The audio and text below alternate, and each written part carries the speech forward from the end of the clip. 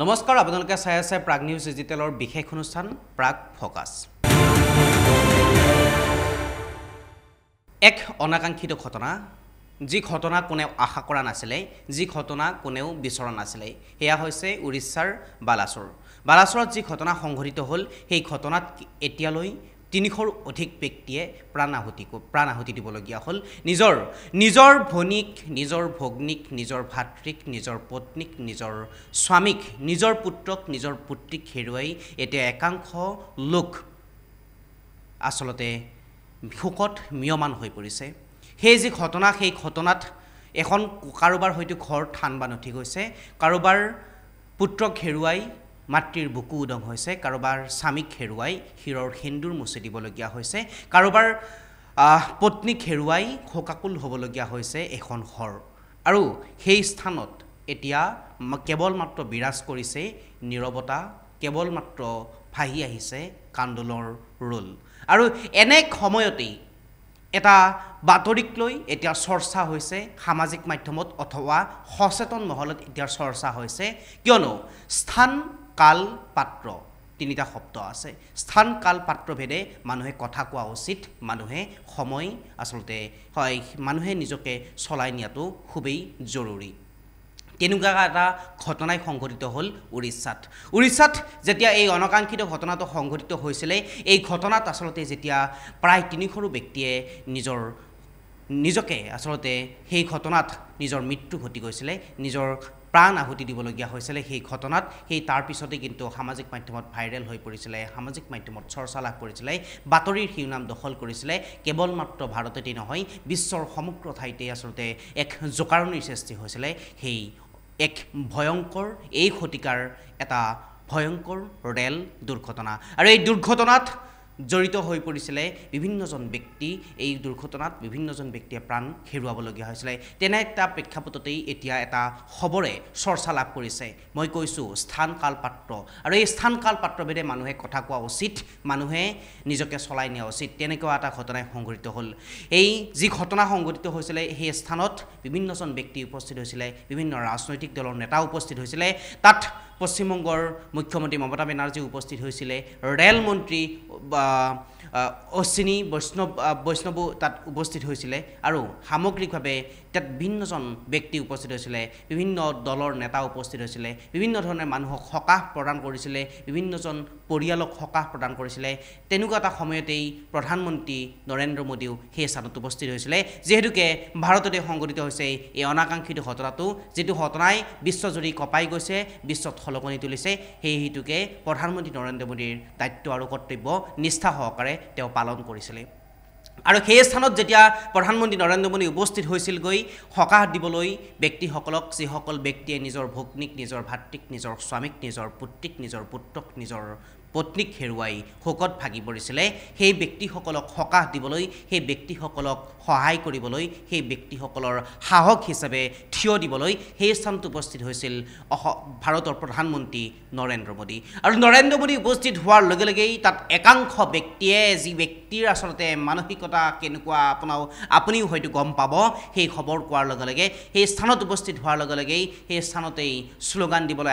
আৰম্ভ কৰিছিলে নৰেন্দ্ৰ মোদী জিন্দাবাদ নৰেন্দ্ৰ মোদী জিন্দাবাদ নৰেন্দ্ৰ মোদী জিন্দাবাদ আৰু এনেকুৱা ধৰণে শ্লোগানৰে আসলতে সেই স্থান কঁপাই তুলিছিলে একাংশ ব্যক্তিয়ে সেয়া এতিয়া চৰ্চা হৈছে সেয়া একাংশ সচেতন মহলে চৰ্চা কৰিছে একাংশ সচেতন মহলত এতিয়া চৰ্চাৰ বিষয় হৈ পৰিছে যিটো সময়ত একাংশ লোকে বিৰোধীয়ে সেই যি ঘটনা সেই ঘটনাত প্ৰাণ আহুতি দিবলগীয়া হৈছিলে যি ঘটনাত যিসকলে নিজৰ প্ৰাণ হেৰুৱাইছিলে বা যি ঘটনাত যিসকলে দুৰ্ঘটনাগ্ৰস্ত হৈছিলে আহত হৈছিলে সেই সকলক উদ্ধাৰ অভিযান ক্ষিপ্ৰতাৰে কৰিব লগাৰ দাবী উত্থাপন কৰিছে বা ক্ষিপ্ৰতাৰে কৰিব লাগে বুলি বিৰোধীৰ লগতে একাংশ সচেতন মহলৰ ব্যক্তিয়ে বা বিশ্ববাসীয়ে দাবী জনাই আছে সেই সময়তেই প্ৰধানমন্ত্ৰী নৰেন্দ্ৰ মোদীয়ে যি দায়িত্ব আৰু নিষ্ঠা সহকাৰে তেওঁ সেই স্থানত উপস্থিত হৈ সাহসৰ বাট দেখুৱাইছিল সাহস প্ৰদান কৰিছিল তেনে এটা সময়তেই কিন্তু একাংশ সেই তেনেকুৱা মস্তিষ্কৰ বিকৃত মস্তিষ্কৰে বুলি ক'ব লাগিব তেনেকুৱা একাংশ ব্যক্তিয়ে সেই স্থানতেই নৰেন্দ্ৰ মোদী জিন্দাবাদ নৰেন্দ্ৰ মোদী জিন্দাবাদ নৰেন্দ্ৰ মোদী জিন্দাবাদ ধ্বনিৰে কঁপাই তুলিছিলে সেই স্থান এতিয়া প্ৰশ্ন হৈছে এতিয়া একাংশই প্ৰশ্ন উত্থাপন কৰিছে এতিয়া সচেতন মহলত প্ৰশ্ন উত্থাপন হৈছে এতিয়া বিৰোধীৰ মাজত সৰ্বত্ৰ চৰ্চা হৈছে দেশৰ মাজত সৰ্বত্ৰ চৰ্চা হৈছে যে যি স্থানত শোকে বিৰাজমান কৰিছিলে যি স্থানত কেৱল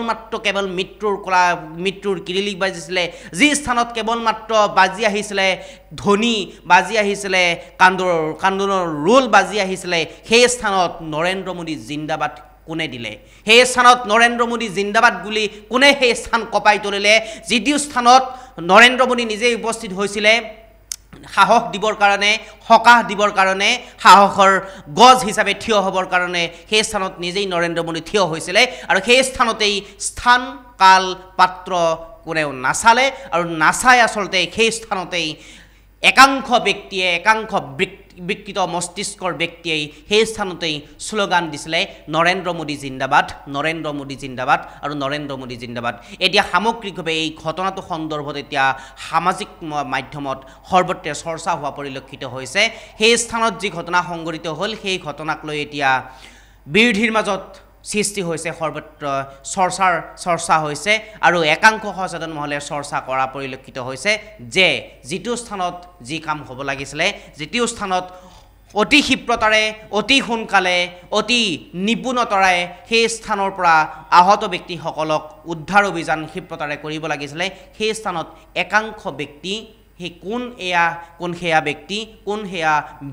বিকৃত মস্তিষ্কৰ ব্যক্তি সেয়া বৰ্তমানেও কিন্তু চৰ্চা হোৱা পৰিলক্ষিত হৈছে যিটো স্থানত নৰেন্দ্ৰ মোদী মই বাৰে বাৰে কৈছোঁ সাহসেৰে থিয় দিছিলে সাহস দিবৰ কাৰণে থিয় হৈছিলে সেই স্থানত একাংশ ব্যক্তিয়ে কিন্তু নৰেন্দ্ৰ মোদী জিন্দাবাদ ধ্বনি দিয়া পৰিলক্ষিত হ'ল এতিয়া সৰ্বত্ৰ চৰ্চা হৈছে যিটো হয়তো প্ৰধানমন্ত্ৰী নৰেন্দ্ৰ মোদীয়েও বিচৰা নাছিলে জিন্দাবাদ দিয়ক জিন্দাবাদ ধ্বনি দিয়ক জিন্দাবাদ নৰেন্দ্ৰ মোদী জিন্দাবাদ শ্লোগান দিয়ক সেই স্থানত হয়তো একাংশই সেয়া হয়তো ভাৰতৰ প্ৰধানমন্ত্ৰী নৰেন্দ্ৰ মোদীয়েও হয়তো সেই কথাটো বিচৰা নাছিলে এতিয়া একাংশ এতিয়া অন্ধ হৈছে একাংশই কেনেকৈ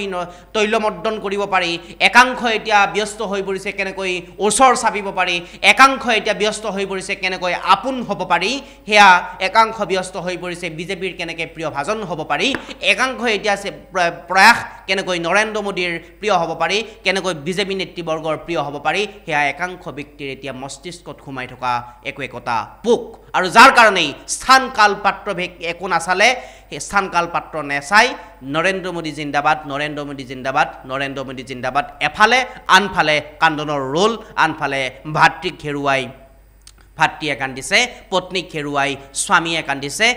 পুত্ৰক হেৰুৱাই মাতৃয়ে কান্দিছে পুত্ৰীক হেৰুৱাই দেউতাকে কান্দিছে উদং হৈছে কাৰোবাৰ বুকু ভাঙি গৈছে কাৰোবাৰ ভৰি ভাঙি গৈছে কাৰোবাৰ হাত জীৱনৰ কাৰণে পংগু হৈ ৰৈছে